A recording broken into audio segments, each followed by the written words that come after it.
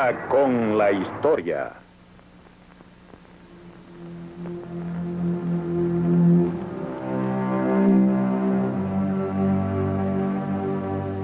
¿Cómo se convierten los seres humanos en lo que son? ¿Y qué son? Esa es mi pregunta. Sigmund Freud hacía preguntas una y otra vez y halló respuestas que nunca otro hombre había encontrado. Sus respuestas afectaron nuestra vida del modo más profundo y personal. Con razón o sin ella, Freud cambió para siempre su imagen.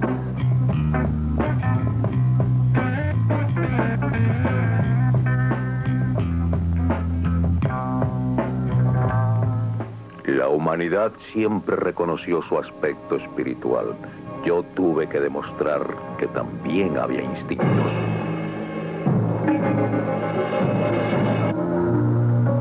Contra la creencia del siglo XIX de que el hombre gozaba de una omnipotencia parecida a la de Dios, Freud sostuvo la realidad de la naturaleza humana y ya el mundo nunca volvió a ser como antes.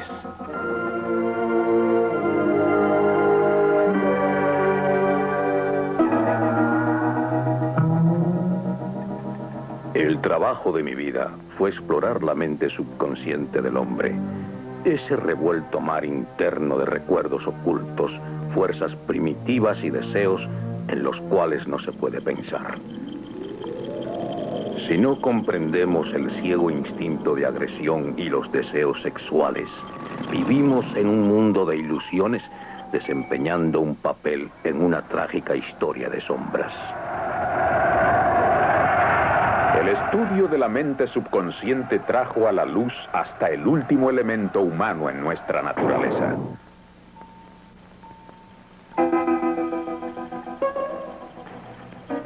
Aún hoy en día las ideas de Freud son alarmantes y radicales e instintivamente nos asustan. Freud, la oculta naturaleza del hombre. Presentada por Learning Corporation of America. Producida por International Cinemedia Center.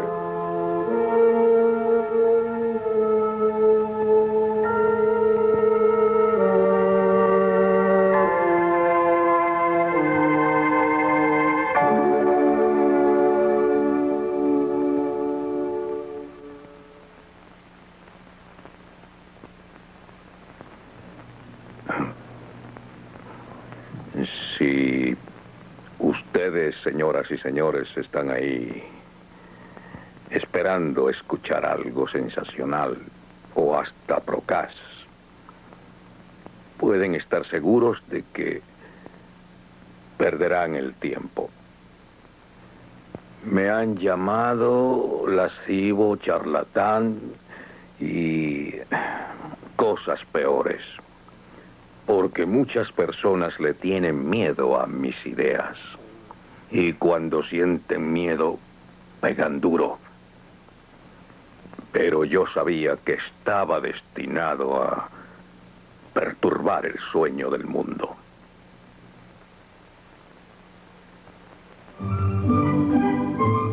¿Cómo era ese mundo cuyo sueño perturbó Freud?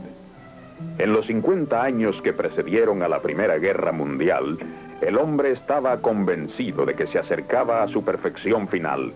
En la nueva era de la ciencia apenas tenía dudas. Fue Sigmund Freud quien perturbó ese satisfecho optimismo. En Viena, la ciudad donde nació Freud, reinaba tanta satisfacción propia como en cualquier otra de Europa. Él pertenecía a una familia judía de la clase media. Hasta aproximarse a los 40 años llevó una vida bastante convencional. Como médico, se dedicó al estudio del sistema nervioso y se convirtió en la mayor autoridad europea en parálisis infantil. Fue un científico para quien el cuerpo era una máquina. Mi generación de médicos se educó para considerar solo los factores anatómicos, físicos y químicos de las enfermedades. Para el factor psicológico había solo indiferencia o apatía.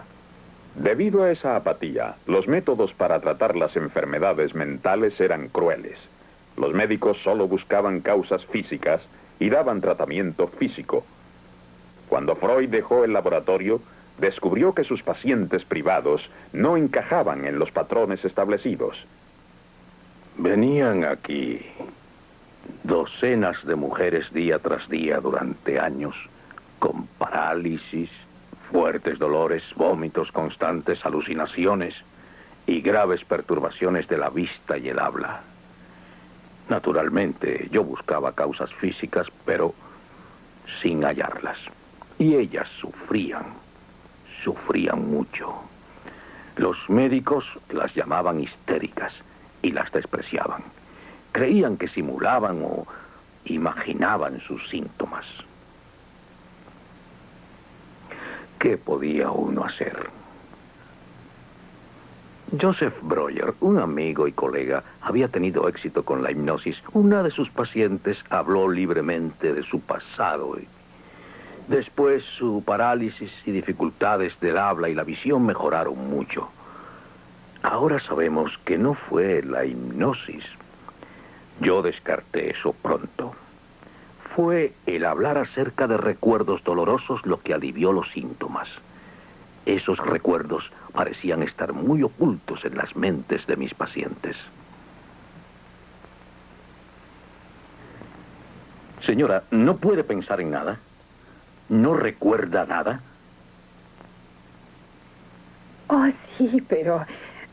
¿Qué? Piense usted. Se me ha ocurrido una palabra. ¿Una sola? Sí.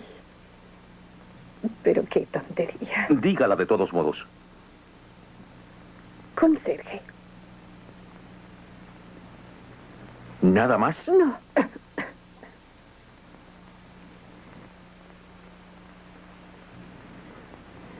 Camisón. Otra.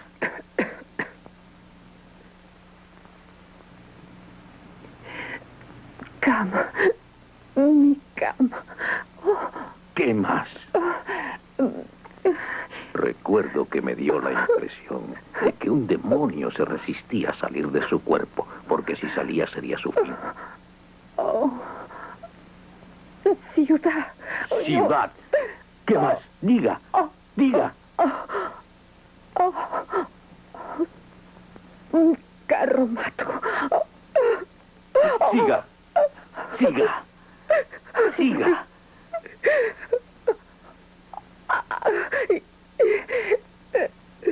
¿Qué?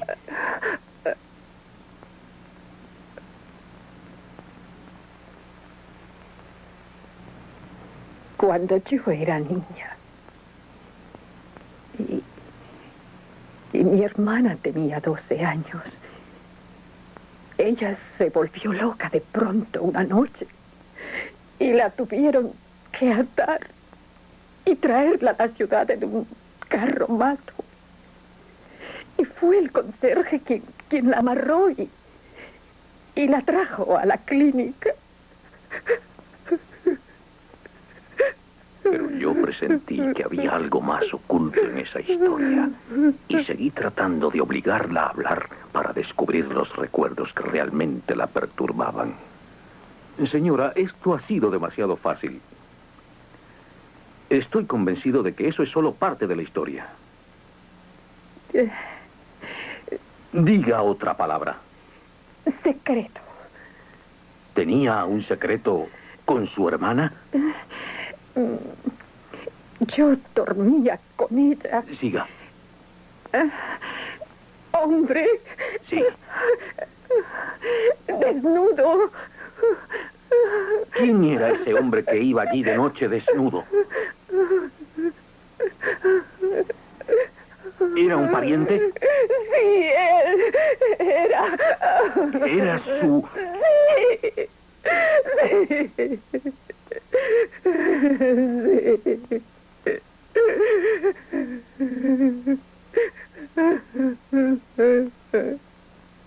Si nuestra mente subconsciente, sin darnos cuenta, puede tullirnos o cegarnos, qué poderoso debe ser ese subconsciente y qué importante.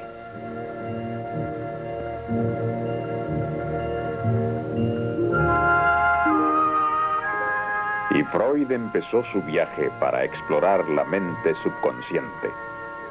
la mente que el hombre no conocía. Pero al principio el viaje fue muy penoso. En 1896, Freud habló a los médicos de Viena acerca del origen sexual de la histeria. Reinó el silencio. Fue como si hubiera un muro a mi alrededor. El presidente fue breve. Parece un cuento de hadas científico, dijo. Luego empezaron las insinuaciones acerca de mi moral. En ese tiempo estaba seguro de que mis pacientes eran presa de recuerdos penosos reprimidos en su subconsciente y también estaba seguro de que esos recuerdos reprimidos eran sexuales, casi siempre acerca de la seducción de una niña por su padre. El doctor Breuer no quería aceptarlo. Otros doctores, los más benévolos, me desdeñaron y yo quedé solo. Luego vino una gran desilusión. Después de meses y meses de entrevistas, comprendí gradualmente que las historias de mis pacientes acerca de las seducciones eran casi siempre un invento. Eran fantasías solamente. Eso destruyó mis atrevidas teorías. Pero hay cierto patrón en la locura. La mente siempre tiene un propósito. Buscando esos propósitos, Freud miró dentro de su propio subconsciente. En esa época le temía la muerte, a los viajes y a veces hasta a cruzar la calle. Era víctima de las mismas fuerzas neuróticas que sus pacientes. Eso le dio base para sus estudios. Sin embargo, se había dejado engañar por falsas historias de seducción infantil. ¿Debía abandonar sus estudios? Ese fue un momento decisivo en su vida y en su carrera. Aún se hizo otra pregunta más profunda. ¿Cuál es el propósito de esas fantasías de seducción?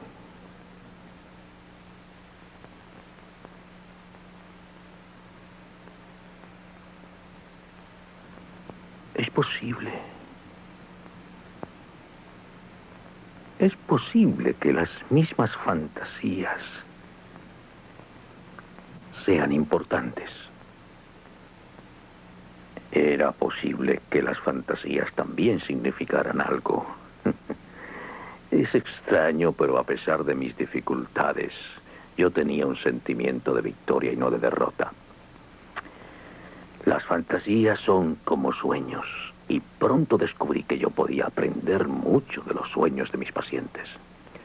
Resolví explorar los sueños científicamente. Ustedes saben que los sueños siempre han sido parte importante del arte, la religión y la mitología. Pero la gente se indignó cuando demostré que estos eran también parte de la realidad de nuestro propio yo, una parte muy importante, porque los sueños no tratan de trivialidades. No dejamos que nada trivial perturbe nuestro sueño. Mis estudios de los sueños tardaron 5 años, y muchos de los sueños que estudié fueron los míos.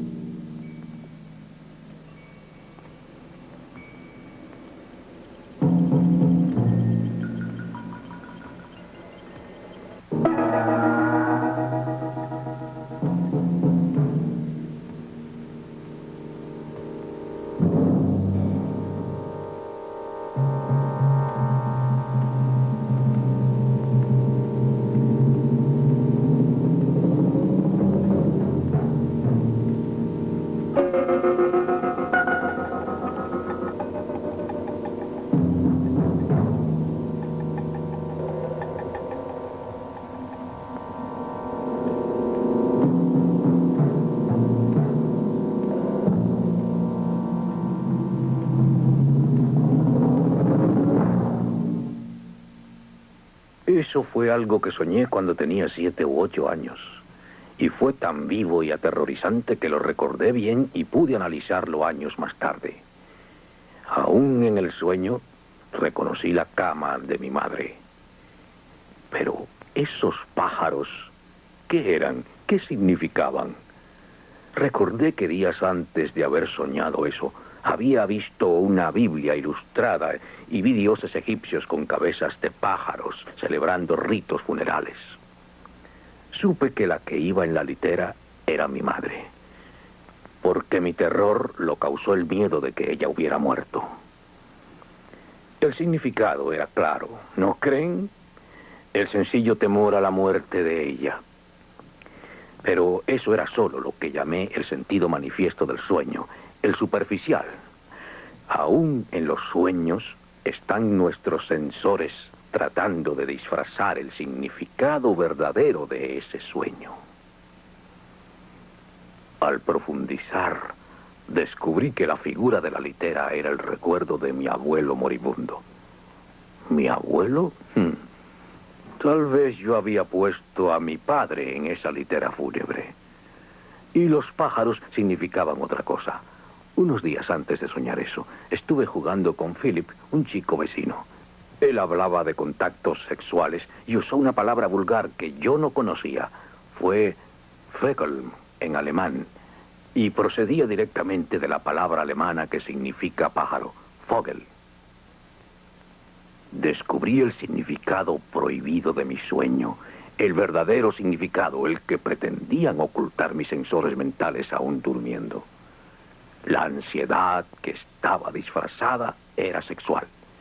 Representaba solo mi deseo de que muriera al fin mi padre y el deseo erótico por mi madre. Trabajando con los sueños de sus pacientes y sus libres asociaciones y con sus propios sueños y asociaciones, Freud desarrolló los principios y técnicas del psicoanálisis. Según Freud, el psicoanálisis prueba que el hombre tiene menos dominio del que cree sobre sus inconscientes impulsos irracionales y primitivos. Esos impulsos, según Freud, se originan en nuestros primeros años. Al contrario de otros animales, el hombre depende de alguien durante casi un cuarto de su vida. En ese mundo de dependencia, sobre todo en los primeros 5 o 6 años, decía Freud, se forma la personalidad del hombre. Psicológicamente, el niño es el padre del hombre. Antes de la época de Freud, apenas se pensaba que el niño tuviera emociones reales, como un adulto. La niñez era algo de sencilla inocencia y felicidad. Freud presentó otro cuadro. El mundo infantil está lleno de emociones. A los humanos les duele que nazca otro niño. Los padres, consciente o inconscientemente, pueden rechazarlo. Según Freud, las relaciones familiares son de competencia. El niño siente deseos y celos constantemente. Los sentimientos de un niño no son infantiles. Son sentimientos de agresión y deseo erótico, y estas intensas emociones, naturalmente, se dirigen primero a la madre. Ella es el primer amor del niño, y esa relación se convierte en modelo para todos sus amores posteriores, ya sea la criatura niño o niña. Según Freud, ese amor erótico no es sencillo. En él hay también agresión, porque muy pronto el niño ve que está bajo el dominio absoluto de su madre. Dice Freud que el padre también provoca fuertes emociones contradictorias. Amor, miedo y odio cuando el niño siente que el padre es el rival que se interpone entre él y su madre. Según Freud, estos primeros conflictos emocionales establecen un patrón en lo profundo de nuestro subconsciente. Amamos a nuestra madre, pero le tememos por su poder sobre nosotros, y al padre le amamos y le odiamos por robarnos ese amor. Llamé a esto el complejo de Edipo, recordando al trágico rey griego. Todo hombre desea a su madre y quisiera matar a su padre. Cuando Freud iba a cumplir 50 años, recibió el nombramiento de profesor, uno que requería la aprobación del emperador austriaco, y que rara vez se otorgaba a judíos ni a pensadores radicales. Fue como si Su Majestad de pronto hubiera reconocido la importancia del sexo, los ministros hubieran confirmado la importancia de los sueños y el Parlamento, por una mayoría de 2/3, hubiera aceptado la terapia psicoanalítica. Yo era otra vez respetable. Los que antes no querían verme, ahora me saludaban de lejos en la calle. Cuando se conoció la teoría de Freud acerca de la sexualidad en los niños, se le atacó fuertemente por difamar la inocencia infantil. Pero los sentimentales de la era victoriana a menudo tenían hacia los niños actitudes retrógradas, rígidas y hasta crueles. Sobre todo gracias a Freud, vimos a los niños como seres humanos y fuimos menos sentimentales al tratarles, pero mucho más bondadosos que antes. Con sus estudios, Freud desarrolló una teoría de la personalidad humana.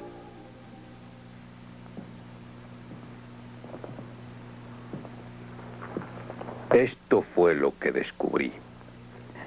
Hay el yo que creemos ser, el yo que trata de entenderse con el mundo exterior de la realidad. A ese yo lo llamo el ego. Pero el ego nunca es el amo de nuestro yo, porque constantemente nos persiguen poderosas fuerzas inconscientes interiores. Antes de que el ego se desarrolle, existe el id. Id. Id es todo lo primitivo e infantil que hay dentro de nosotros. Id es el ciego instinto del deseo sexual y la agresión. Al id se opone otra fuerza más. Es lo que llamo el superego.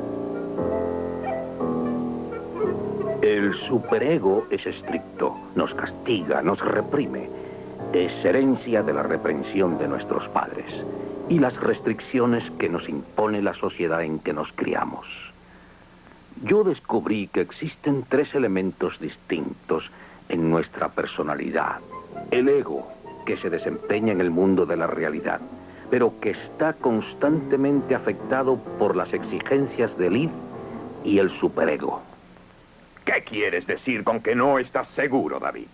¿Se comprometió Robertson a hacerlo o no? Dilo de una vez, porque yo quiero saber si puedo contar con él. Pues la verdad es que prácticamente se comprometió y yo creo que no escribió nada. Con que no él... escribió nada, ¿eh, David? Y tú confías Pégale. en su palabra. Sí, pégale fuerte. Es igual a tu padre. Debes honrar a tu Debiste padre. pedir que lo escribiera. No me interrumpas cuando estoy hablando yo.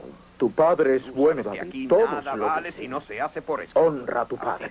Honra a tu padre. Tendrás que volver a Honra verle a y tu padre. decirle que lo ponga Le por odio, escrito. le odio. Honra a tu padre. Y yo también. Honra a tu padre, David, o te va a pesar. Y no podemos Un día me robó a mi madre. Se fue lejos, solo con ella de vacaciones. Le odio. Le tengo que matar. Lo haré. Señor Peters, yo iré a ver a Robertson ahora. Gracias por dejarme explicarlo. El odio de David hacia el señor Peters está basado en su odio inconsciente a su propio padre, por sus celos infantiles, por su complejo de Edipo. Freud dice que si no se conocen esas fuerzas ocultas, estaremos condenados a vivir nuestra vida dramatizando constantemente nuestras relaciones infantiles con nuestros padres.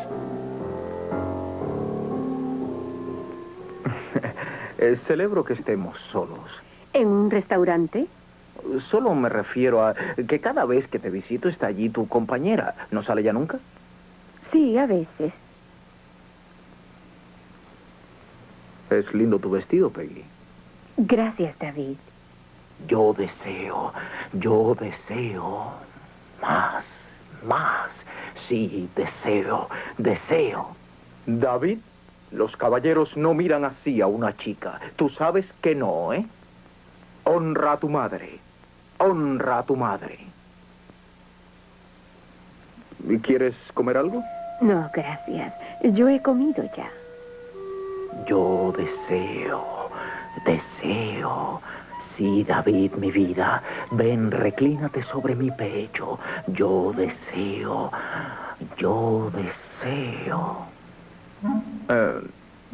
Esto es aburrido, ¿no crees? ¿A dónde iríamos, David? No lo sé. ¿Qué sugieres tú? Pues, ¿podría ser a mi apartamento? Yo deseo, sí, yo deseo, sí, deseo. Honra a tu madre, honra a tu madre. David, ¿qué haces con tu hermana ahí en el sótano? Sí, de acuerdo. Pero ¿estás segura de que tu compañera ha salido? Oh, sí. Nuestra relación infantil con nuestros padres, según Freud, gobierna todos nuestros afectos posteriores y a menudo los llena de ansiedad. Sin duda, David conoce muy poco su verdadero yo. La tarea del ego es afrontar el conflicto de las exigencias de la realidad y del id y el superego conservando su verdadero yo. La lucha entre el id y el superego puede ayudarnos a desarrollarnos y a progresar como individuos, pero solo si reconocemos esa lucha y la comprendemos. Si no logramos comprender esos salvajes demonios que viven en nosotros, seremos esclavos de nuestros impulsos y emociones inconscientes y víctimas de nuestro pasado.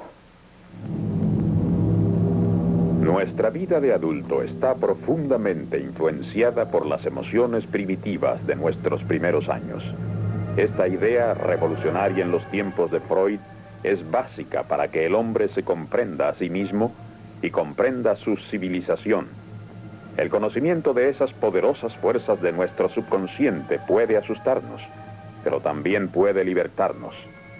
Porque así al menos comprendemos el origen de nuestros actos irracionales. Al descubrir esos orígenes, Freud no se volvió cínico con relación al hombre. Hizo del hombre algo comprensible, sin hacerle despreciable.